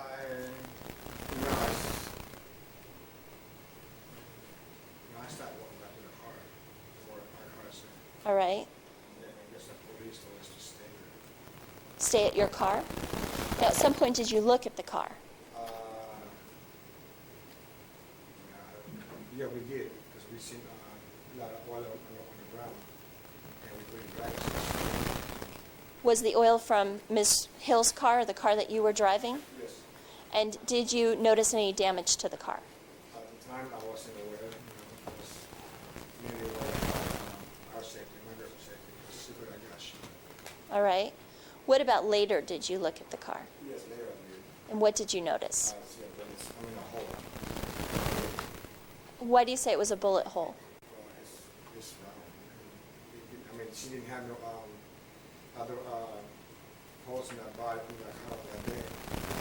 It's gotta be a bullet hole because of her gunshots. And I where assume it was. where on the car was this bullet hole? It's on the passenger side. When you open that door, the door be right here, be right here. Okay, so in the door jamb? Yes, something like that. Okay. Yeah. Okay. And now, after you heard gunshots, or when you heard gunshots, did you notice any flashes of light from the guns, or did you see anything like that? Okay. Where was your attention focused? Getting on the street, getting away. Trying to get away from the shots, the gunshots. Okay. I mean, I was in between cars. And all I really just got out of the way. All right.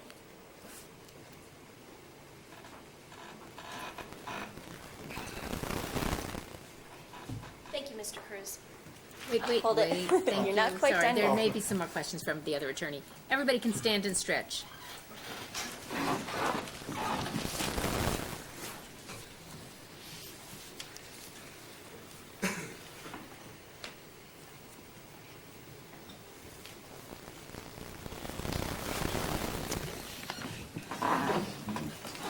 Counsel? Good afternoon, Mr. Cruz. Just a couple of questions. You mentioned that William Scott was in the back seat, Yes. and after you pulled over, you saw that somebody was with Spoon, correct? But you couldn't see that person's face Right, because it was too dark.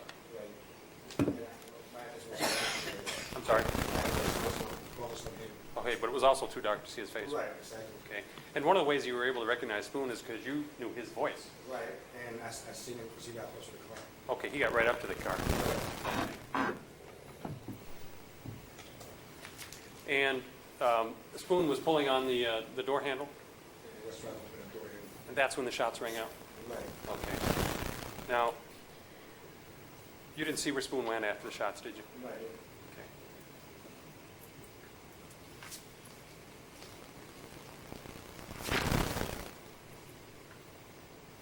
Now, you and William Scott ran back to Spoon, correct? Well, I not decided to spoon over here. I'm like to the incident. I'm sorry, to the area. Somebody needed help. And both you and Mr. Scott talked to Spoon, didn't you? Wait, after you went back there? Yeah. Okay. And Spoon didn't say who shot him, did he? No. And then that's when you flagged down the police? Yes. Now, police seized your car for evidence at the scene, didn't they? Yes. And I should say Roussan's car. Yeah. And you had to take the bus home that night? That morning, yes. I'm sorry, that morning. It took, what, a couple, 2-3 days to get your car back? Yes. Your Honor, that's all I have. Thank you. Just one other question, Mr. Cruz. When you went back to the incident, did you see that other person that was with Spoon? Yes, I did. I didn't see somebody. I seen a body laying across the street from the spoon. Okay, did you know whose body it was? I don't know who it is, but I assume it was the spoon. Okay, what made you think he was the person that was with Spoon? Yes, I just know that because I know there was two people there. Okay, So I assume that, that's there. okay. Where did you see this body? It's right across the street where Spoon, where I told you, we call Spoon. Okay. It's across the street by the fence and behind a body shop. When you say across the street, do you mean across South Frontenac or across South Rainier, or Rainier Avenue South? Rain Avenue's right here.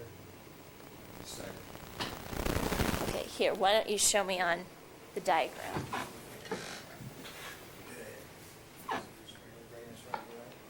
This is Rainier. Okay, Spoon's right here, it's right here. Okay, the body shop, this is the body shop right here, it's right here. Okay, so the body was right there? Yeah. All right, so that's, Sidewalk. so it's on Rainier Avenue South, just Pretty much on. north of Frontenac. Yes.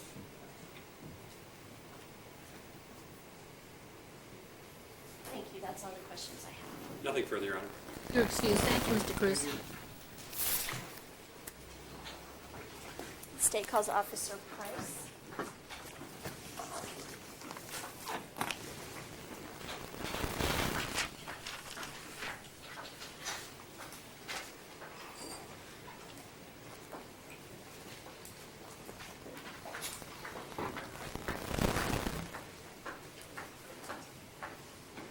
Please come forward, raise your right hand. Do you swear or affirm the testimony you're about to give in this matter will be the truth? Yes, Your Honor. Please be seated. Thank you.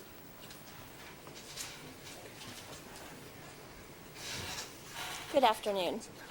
Would you please state your full name for the record and spell your last name?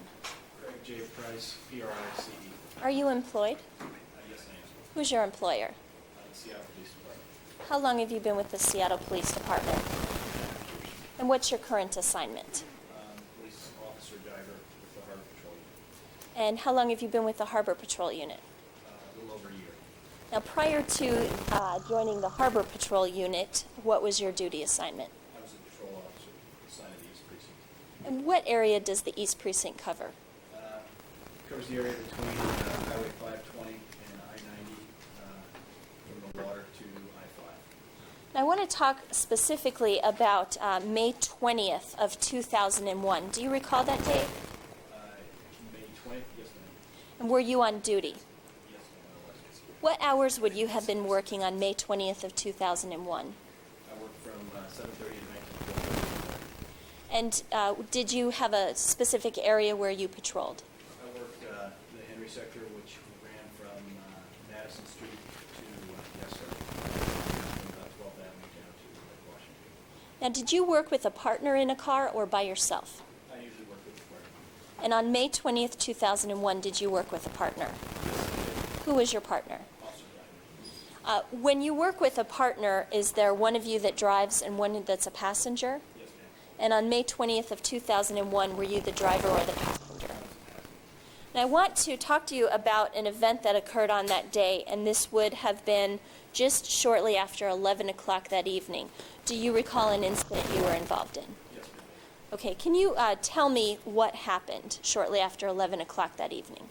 Officer Diamond and I observed a white Cadillac going westbound on East Columbia Street. We watched it cross 23rd Avenue, and when it did, it didn't cross the state to traffic. We were behind it. We saw it go across, and some southbound cars kind of had to brake a little bit so he could go through. And then he continued on East Columbia Street, turned northbound onto 22nd Avenue without signaling, and accelerated slightly. Now, have you ever seen that Cadillac before? Not to my knowledge. Could you tell how many people were inside? Not really, no. It was dark when we first saw it. I couldn't, it's easy for somebody to sit below the seat, and you couldn't really tell. I could just see that there was definitely at least one person driving it. Now, when you and Officer Diamond observed this, did you take some action? Yes, Officer Diamond was driving. He attempted to get close to the vehicle so that we could stop it and see and talk to the person about the infractions we observed. And were you able to do that?